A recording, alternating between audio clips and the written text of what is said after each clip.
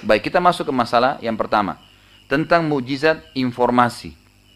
Ada dua di sini. Informasi yang akan datang. Tapi tadi kan ada saya katakan tanda-tanda hari kiamat. Ini tidak. Kita datangkan kisah yang ada dalam riwayat Bukhari. Tentang kisah seorang yang bernama Umayyah ibn Khalaf.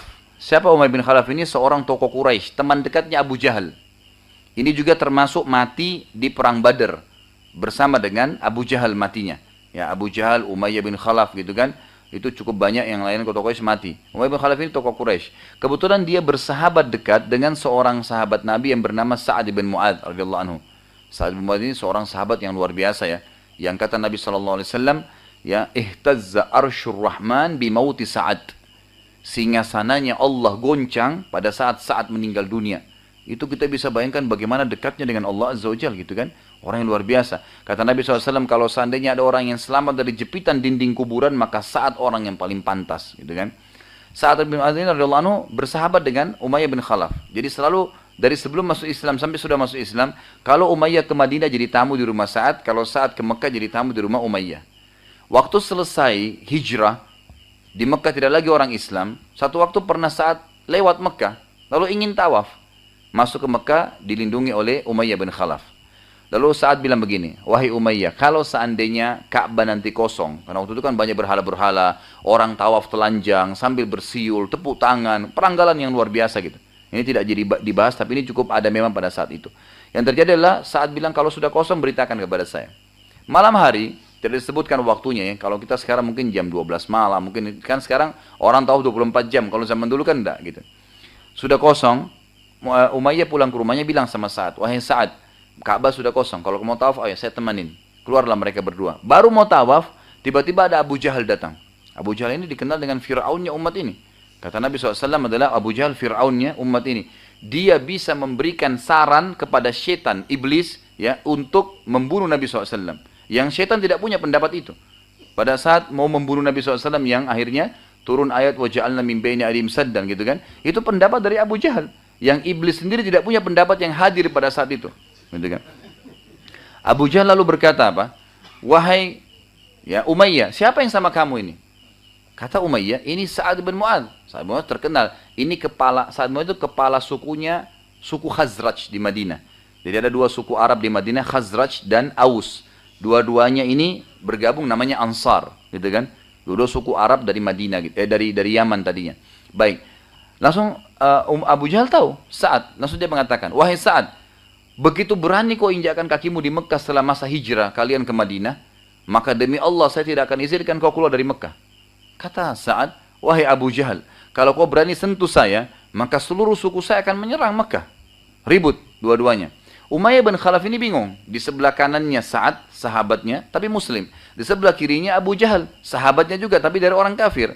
Maka dalam riwayat Bukhari dikatakan tiba-tiba jiwanya cenderung kepada Abu Jahal. Lalu dia mengatakan kepada Sa'ad, wahai Sa'ad, jangan kau angkat suaramu di atas Abu Hakam. Abu Hakam julukan lainnya Abu Jahal gitu kan. Tapi umat Islam Nabi SAW berikan julukan Abu Jahal karena kebodohannya. Sebenarnya dia Abu Hakam. Hakam itu artinya orang bijaksana. Orang Mekah mengatakan Abu Hakam sebenarnya. Jangan kau angkat suaramu dari depannya Abu Hakam. Gitu kan. Karena orang ini, Abu Hakam ini terkenal, ya, dia kan namanya Umar bin Hisham. Abu Jahal namanya Umar bin Hisham.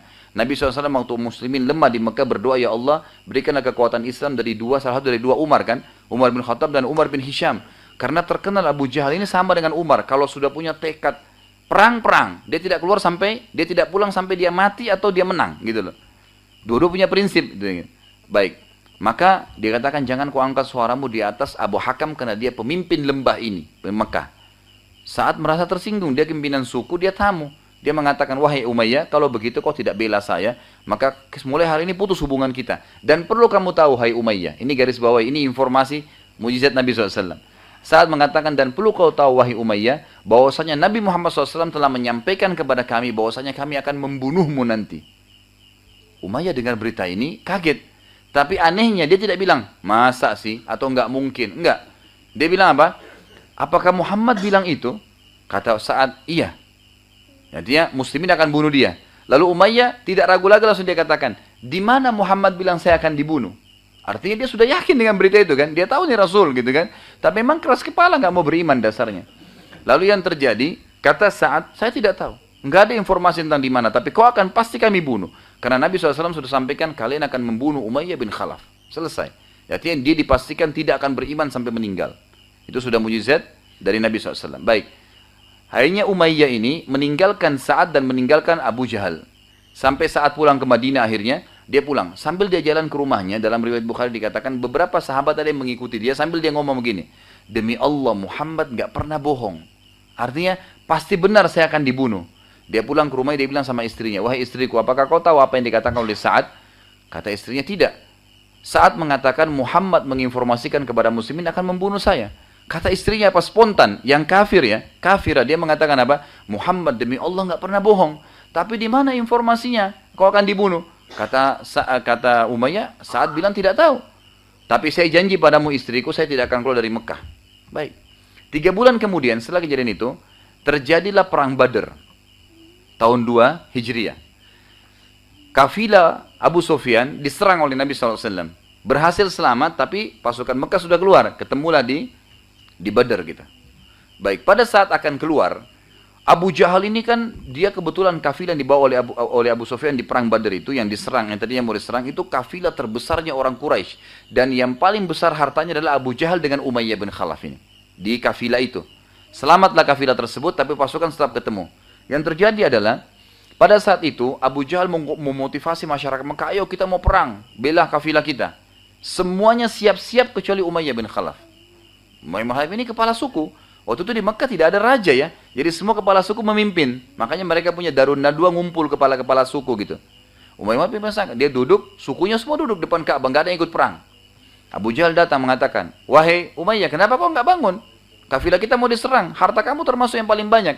Kata Umayyah, wahai Abu Jahal, wahai Aba Hakam, apa kau sudah lupa apa yang Sa'ad bilang 3 bulan lalu?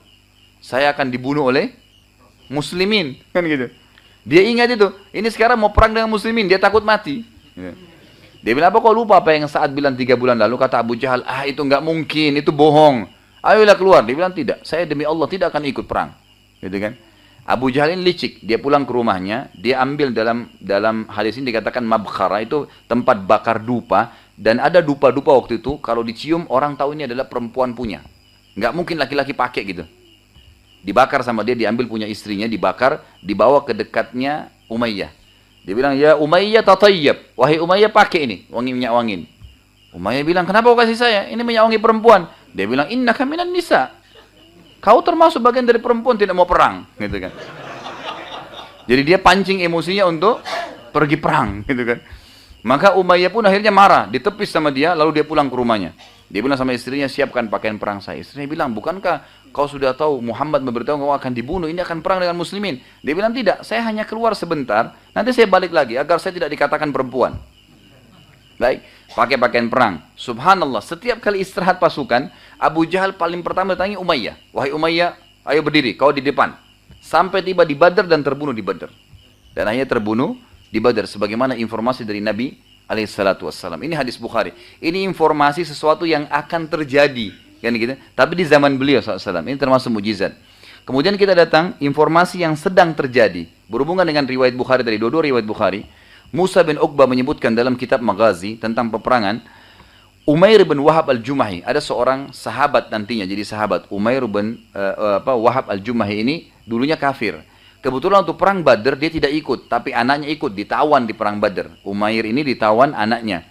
Kemudian anaknya Abu Jahal, ada seseorang yang bernama Safwan. Safwan juga ini nanti masuk Islam. Di perang Yarmuk juga termasuk ya. Nah, Safwan ini sempat bilang waktu itu duduk sama Umair berdua, sahabat kan, wahai Umair, tidak ada lagi kebahagiaan ya, anak kamu ditawan, gitu kan, ayah saya terbunuh. Jadi Abu Jahal terbunuh di perang Badar, gitu kan, nggak ada lagi kebahagiaan, apa lagi kita rasakan, sudah nggak ada kekalahan yang luar biasa. Kata Umair, wahai Safwan, kalau seandainya ada orang yang bisa bayar utang saya dan ada yang menanggung istri anak saya, kalau saya terbunuh saya akan ke Madinah sekarang dan bunuh Muhammad. Kata Safwan yang memang lagi sakit hati dengan Nabi SAW waktu itu, ayahnya terbunuh Abu Jahal, dia bilang, kalau gitu anggap utangmu lunas saya bayar, keluargamu terjamin, pergilah. Umair lalu pergi, naik kuda ke Madinah. Kemudian pedangnya ditaruh di lehernya. Jadi orang Arab dulu itu tradisinya kalau mau membunuh, itu pedangnya ditaruh di bagian depan. gitu kan? Ditaruh di bagian depan. Kalau dia taruh di belakang berarti perjalanan jauh. Umumnya begitu. Maka dia taruh bagian depan. Tiba-tiba tiba di Madinah, Umair ini langsung mendekati Nabi SAW yang lagi sibuk mengurus tawanan waktu itu. Waktu mendekat, Umar radhiyallahu anhu sempat lihat, Umar kejar tapi nggak keburu, sudah ada di depan Nabi SAW. Lalu Nabi SAW berkata begini, wahai Umair, sahabat lagi ngurumunin semua. Kira-kira apa alasannya kamu datang ke sini? Kata Umair, saya datang ke sini Muhammad ingin menebus anak saya yang kamu tawan. Kata Nabi SAW, wahai Umair, jujurlah, saya akan tanya sekali lagi. Kenapa kamu datang ke sini? Dia bilang, saya datang ke sini ya karena merasa prihatin karena pasukan Quraisy kalah di perang Badr. Dia tidak jawab. Nabi SAW jawab yang ketiga kali, wahai Umair, apa alasannya kamu datang? Dia bilang, saya ingin tebus anak saya. Kata Nabi SAW, orang yang mau datang tebus anaknya, yang digantung di lehernya bukan pedang, tapi harta yang akan dibayar. Kau pakai pedang, wahai Umair. Disaksikan oleh semua sahabat, ini saksi bahasannya. Jadi waktu Umair sama Safwan duduk dekat Ka'bah dan sepakat untuk membunuh Nabi SAW, itu nggak ada orang lain yang dengar, cuma dua orang ini. Nabi SAW bilang begini, wahai Umair, bagaimana pendapatmu waktu kamu sedang duduk di depan Ka'bah berdua dengan Safwan dan kau dan Safwan bilang, tidak ada lagi kebahagiaan ya setelah ayah saya terbunuh, anak kamu ditawan ya. Jadi perlafatnya Nabi ulangi gitu, apa yang dia bilang. Kemudian Nabi SAW mengatakan, dan kau mengatakan, kalau ada yang membayar utang saya dan menangguh anak istri saya akan membunuh Muhammad. Umar tundukkan kepalanya, angkat kepala langsung syahadat. Asyhadu an la ilaha illallah wa anna Muhammadar Rasulullah. Lalu orang sahabat semua yang lain tanya, kenapa Umar? Dia bilang, demi Allah, waktu saya sedang bicara sama Safwan berapa hari lalu dari Mekah, tidak ada satupun orang yang tahu tentang kasus ini. Dia bisa tahu berarti dia Nabi, nggak mungkin bukan. Hanya masuk Islam gara-gara itu. Safwan ini yang di Mekah, tiap hari nunggu berita nih. Ada berita apa nih? Kan Nabi Muhammad SAW mau dibunuh gitu kan. Setiap datang orang dari Madinah, apa beritanya? Oh, orang Quraisy kalah di perang Badar. Udah, saya sudah tahu. Berita yang lain. Dia mau tunggu Nabi terbunuh gitu. Sampai Umair datang. Umair datang. Wajahnya berubah. Senyum-senyum gitu kan. Dekati dia. Safwan bilang, wahai Umair, ada apa? Wajahmu bukan seperti waktu kau berangkat. Dalam keadaan emosi. Dia mengatakan, wahai Safwan, bertakwalah sama Allah. Asyhadu an la ilaha illallah wa Rasulullah gitu. Jadi akhirnya dia masuk Islam. Safwan tinggalkan dan akhirnya membenci si Umair tadi. Tapi ini diantara kisah bagaimana waktu itu informasi ya yang Nabi SAW sampaikan pada saat itu terjadi. Dan akhirnya membuat orang lain masuk Islam.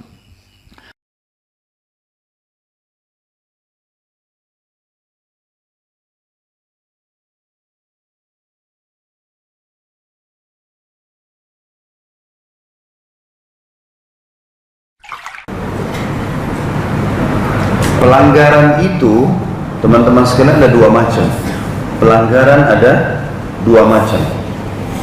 Pelanggaran pertama, kalau misal saya kerja di satu kantor, di satu office, kemudian di situ ada peraturan masuk jam 7 pagi, keluar jam 5 sore. Saya datang jam 8 pagi. Saya keluar jam 4 sore.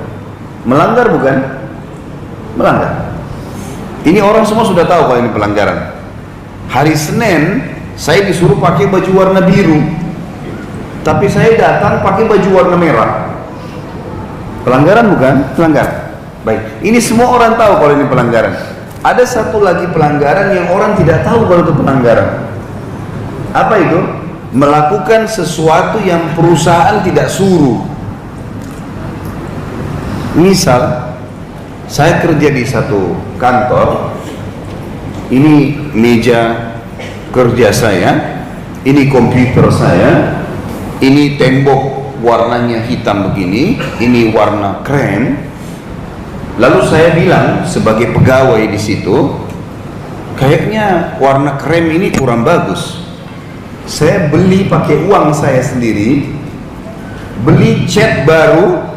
Saya ganti warna merah karena saya suka warna merah, tapi pemilik perusahaan tidak suka warna merah, dia sudah kasih. Pelanggaran bukan?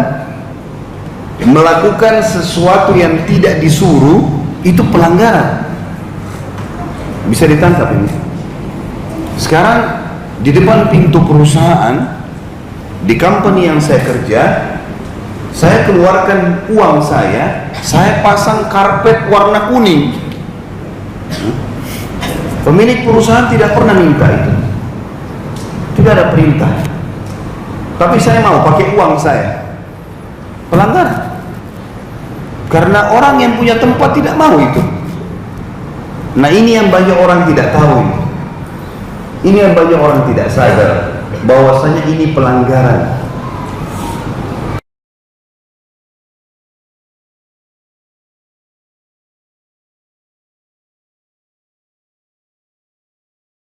Makanya kata Nabi SAW, nama yang paling dicintai Allah adalah Abdullah dan Abdurrahman. Sallallahu ala Muhammad sallallahu alaihi wasallam. Bolehkah menamakan nama anak dengan nama Asmaul Husna? Dinisbatkan ke Asmaul Husna, penghambaan. Seperti Abdullah, Abdurrahman. Tapi nggak boleh antum kasih nama Ar-Rahman. Nggak boleh. Ar-Rahim namanya Allah. Gitu kan? Nggak boleh, karena alif lam ini namanya alif lam mu'arraf. Alif lam yang memperkenalkan sesuatu. Dan kalau ada alif lam ini berarti sudah penekanan maksud dan maksud daripada makna daripada kalimat yang sedang kita ucapkan. Seperti Rahman, pengasih. Kalau kita bilang Ar-Rahman berarti sudah sifatnya Allah. Gitu kan? Jadi kita harus nisbatkan. Makanya kata Nabi SAW, nama yang paling dicintai Allah adalah Abdullah dan Abdurrahman. Itu nama yang paling Allah cintai.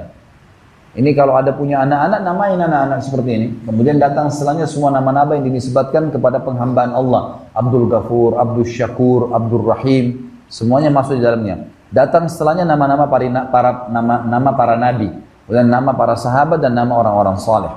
Cuma memang yang perlu dipahami dalam masalah nama ini adalah usahakan milih satu nama saja, kecuali nama penghambaan kepada Allah.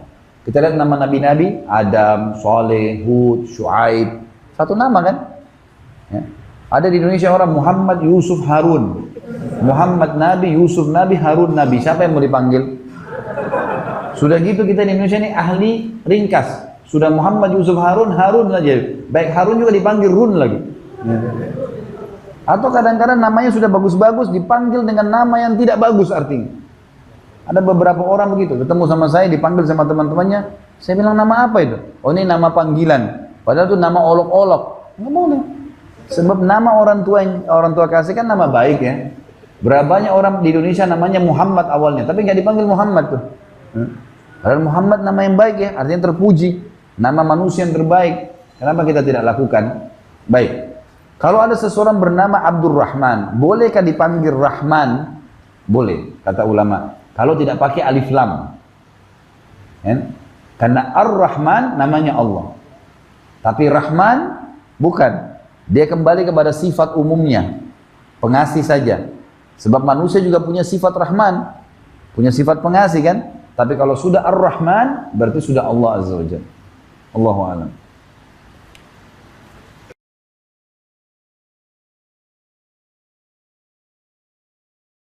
Tentukan dari sekarang, pilih orang beriman atau orang yang buruk. Dan tidak boleh tengah-tengah, nggak bisa. Tengah-tengah akan membuat seseorang itu akan bingung dan tidak akan diterima oleh Allah Subhanahu wa Ta'ala.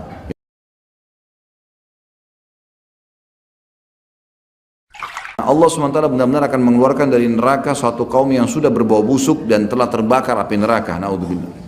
Lalu mereka masuk surga dengan syafaat orang-orang yang memberi syafaat, diizinkan beri syafaat. Mereka di surga dan diberikan nama, penghuni surga tahu dengan istilah Juhannamiyin, maksudnya orang-orang yang pernah lewat di alam api neraka. Tentu ini kebahagiaan, mereka bisa selamat, tapi naudzubillah, jangan sampai kita menjadi orang seperti ini, kita masuk surga dari awal teman-teman sekalian. Dan caranya gampang, dari sekarang nih, mumpung antum masih hidup sekarang nih saatnya. Sekarang menentukan jalan kita di sana. Ingat, di akhirat cuma surga atau neraka, nggak ada tempat ketiga. Tiketnya jelas. Ini iman amal soleh, ini maksiat dan kekufuran.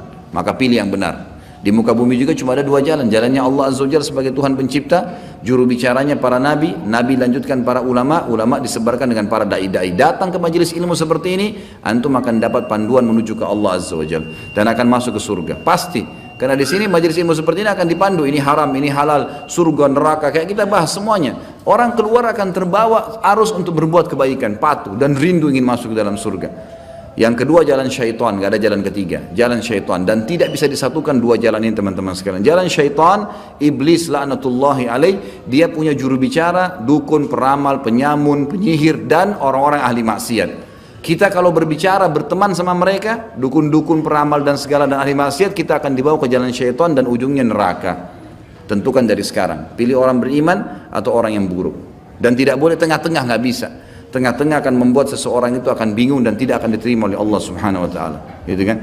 Kita saja kata Nabi SAW, yang halal jelas, yang haram jelas. Di antaranya hal yang syubhat, ada yang samar-samar halal atau haram. Apa kata Nabi SAW? Siapa yang menyelamatkan dirinya dari hal yang syubhat, dia telah menyelamatkan kehormatan diri dan agamanya. Siapa yang jerumuskan dirinya pada yang syubhat, maka dia telah jerumuskan dirinya pada yang haram. Seperti pengembala domba yang membawa domba-domba di ladang yang rumputnya lebih tinggi dari dombanya sehingga dia tidak tahu domba mana yang dia makan oleh serigala. Makna hadis ini adalah tidak ada pilihan ketiga, halal atau haram, karena syubhat pun masuk di haram. Berarti kalau syubhat ditinggalkan, tidak boleh. Udah, halal sekalian atau haram, udah. Tidak bisa disatukan satu sama yang lain. Sama halnya ibadah dengan maksiat tidak bisa bersatu. Surga dan neraka tidak bisa bersatu, gitu kan? Masuk ke sini atau masuk ke sini, maka penentuannya di tangan kita teman-teman sekalian. Hati-hati jangan sampai salah masalah seperti ini.